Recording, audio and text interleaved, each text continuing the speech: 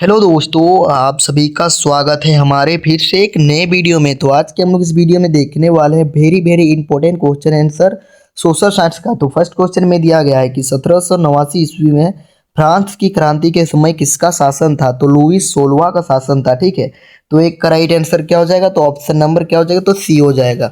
सी यानी कि ग नंबर में क्या देगा? तो लुईस 16वां। ठीक, क्वेश्चन नंबर 2 की ओर देखते हैं। तो क्वेश्चन नंबर 2 में पूछा गया है कि दी स्पिरिट ऑफ लॉ नामक पुस्तक के लेखक कौन है? तो इसका राइट आंसर हो जाएगा ऑप्शन नंबर बी, मॉन्टेस्क्यू हो जाएगा। ठीक, क्वेश्चन नंबर 3 की यह किसका कथन है जब फ्रांस सीखता है तो बाकी यूरोप को सर्दी जुकाम हो जाता है? तो 3 का राइट आंसर ऑप्शन नंबर है, मेटरनिक का यह कथन था या कहा था, इसने ही कहा था। क्वेश्चन नंबर 4 कि जर्मनी का एकीकरण कब हुआ था? तो जर्मनी का एकीकरण जो हुआ था वो 1871 ईस्वी में हुआ था। तो 4 का right answer option number C. Question number 5 कि फ्रेडरिक सोरियो कौन थे? जो फ्रेडरिक सोरियो कौन था? तो वो क्या था? तो एक फ्रांसीसी चित्रकार था। क्वेश्चन नंबर 6 कि गांधी जी दक्षिण अफ्रीका कब गए थे? जो गांधी जी थे वो दक्षिण अफ्रीका कब गए थे, ये पूछा गया क्वेश्चन नंबर 6 में। तो इसका right answer option number D हो जाएगा, 1893 ईस्वी में। क्वेश्चन नंबर 7 की चोरी चोरा में हिंसात्मक घटना कब हुई थी? जो चोरी चोरा में जो हिंसात्मक घटना जो हुआ था, ये कब हुआ था? ये क्वेश्चन नंबर 7 में वेरी वेरी इंपॉर्टेंट क्वेश्चन से पूछा जा रहा है। ठीक, तो 7 का राइट आंसर हो जाएगा 5 फरवरी 1922 में। ठीक, और जितना भी आप लोगों को क्वेश्चन बता रहा हूँ, आप लोग ध्यान से इस सबको लिख लेना है। क्वेश्चन नंबर 8 की रोलेट एक्ट कब पारित हुआ? तो रोलेट एक्ट कब पारित हुआ था? क्वेश्चन नंबर 8 में पूछा जा रहा है। तो रोलेट एक्ट 1919 ईस्वी में पारित हुआ था। क्वेश्चन नंबर 9 की ओर देखते हैं। तो क्वेश्चन नंबर 9 में पूछा गया है कि वंदे मातरम गीत किस पुस्तक से लिया गया है? तो वंदे मातरम गीत जो किस पुस्तक से लिया गया? तो आनंद मठ से लिया गया है। क्वेश्चन नंबर 10 कि बापू किन्हें कहा जाता है? तो आप सभी को पता होगा कि बापू हम लोग महात्मा गांधी जी को ही कहते हैं। क्वेश्चन नंबर 11 कि सामयता के आधार पर संसाधन कितने प्रकार के होते हैं? तो ये 2 प्रकार के होते हैं। ठीक है, तो 11 का राइट आंसर ऑप्शन नंबर क। क्वेश्चन नंबर 12 कि निम्नलिखित में से किस राज्य में सीढ़ीदार खेती की जाती है? तो किस राज्य में सीढ़ीदार खेती की जाती है?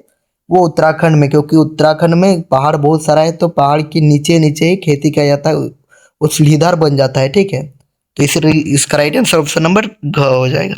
पूर्वी तट के नदी डेल्टाओं पर किस प्रकार के मृदा पाई जाती है? ठीक है, पूर्वी तट के नदी डेल्टाओं पर किस प्रकार का मिट्टी पाया जाता है? तो ये जलोढ़ मिट्टी पाया जाता है। ठीक, क्वेश्चन नंबर 14 की किस मृदा को रेगर या स्वतः जुताई का वाली मृदा भी कहा जाता है? वो काली मिट्टी को कहा जाता है। क्वेश्चन नंबर 15 की इनमें से कौन सा संरक्षण तरीका समुदाय की सीधी भागीदारी नहीं करता है? तो 15 का ऑप्शन नंबर घ हो जाएगा, वन्य जीव पशु विहार का परिसीमन। क्वेश्चन नंबर 16 कि भारत जैव विविधता में समृद्ध देश है, विश्व की कितनी प्रतिशत उपजातियां भारत में पाई जाती है? तो लगभग 8%। क्वेश्चन नंबर 17 की भारतीय वन्य जीव संरक्षण अधिनियम कब लागू किया गया था? ठीक है, तो क्वेश्चन नंबर 17 का हम लोग देख लेते हैं। तो 17 का राइट जो आंसर आप सभी का होगा वो हो जाएगा आप सभी का 17 का ऑप्शन नंबर सी हो जाएगा, 1972 में। ठीक, क्वेश्चन नंबर 18 कि भारत में बहुउद्देशीय नदी परियोजना के आधुनिक भारत का मंदिर किसने कहा है? तो जवाहरलाल नेहरू ने कहा है।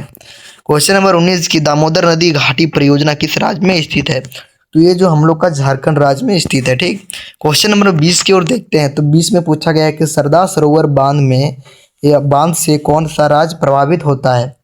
तो ये कौन सा? तो गुजरात। तो 20 का ऑप्शन नंबर बी हो जाएगा। बी में क्या दिया गया? तो Gujarat is the right answer. Question number 21 में देख लेते हैं। तो क्वेश्चन नंबर 21 में पूछा गया है कि औसत आय प्रति व्यक्ति आय की गणना किस प्रकार की जाती है? तो देश की कुल आय और देश की कुल जनसंख्या यानी कि भागा देने पर, देश की कुल आय से भागा देना है देश की कुल जनसंख्या को, तो ये प्रति व्यक्ति आय प्राप्त हो जाएगा। ठीक है, क्वेश्चन नंबर 22 कि विभिन्न देशों के वर्गीकरण करने के लिए विश्व बैंक किस मापदंड का प्रयोग करते हैं? तो क्या हो जाएगा? तो प्रति व्यक्ति आय, मानव विकास सूचकांक, सकल घरेलू उत्पाद या जनसंख्या? सकल घरेलू उत्पाद है। ठीक है, तो 22 का right answer option number A हो जाएगा, प्रति व्यक्ति आय। क्वेश्चन नंबर 23 की नवीकरणीय संसाधन का उदाहरण है? तो एक प्रकार का वो भूमिगत जल है। क्वेश्चन नंबर 24 की लोगों के विकास को लक्ष्य होते हैं? तो क्या हो जाएगा 24 का राइट आंसर आप सभी का क्या हो जाएगा? तो 24 का ऑप्शन नंबर सी हो जाएगा, अपरिवर्तित।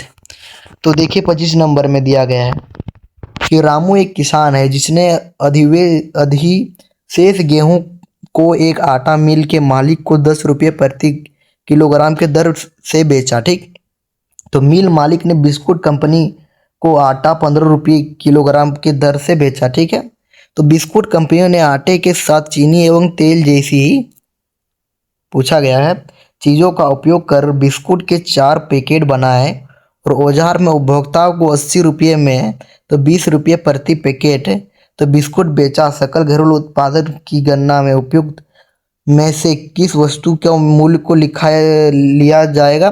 तो बिस्कुट का लिया जाएगा ना, तो बिस्कुट बेचा जाएगा तो बिस्कुट का ही तो पैसा लिया जाएगा।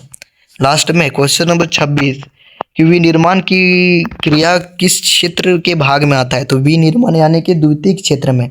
प्राथमिक क्षेत्र में क्या क्या आता है? तो कृषि आता है। ठीक, और सेवा किस में आता है? तो तृतीयक क्षेत्र में। ठीक, क्वेश्चन नंबर देखते हैं 27 नंबर। तो 27 का right answer option number A हो जाएगा। ठीक, क्वेश्चन नंबर 28 की अंतिम वस्तुओं के मूल्य में मध्यवर्ती वस्तु का मूल्य है तो क्या हो जाएगा? तो पहले से ही वो शामिल होता है। ठीक है, क्वेश्चन नंबर हम देखते हैं 29 नंबर की राष्ट्रीय ग्रामीण रोजगार गारंटी अधिनियम कब अस्तित्व में आया? तो 2005 ईस्वी में आया। ठीक, क्वेश्चन नंबर 30 की भंडारण को किस क्षेत्र में शामिल किया गया?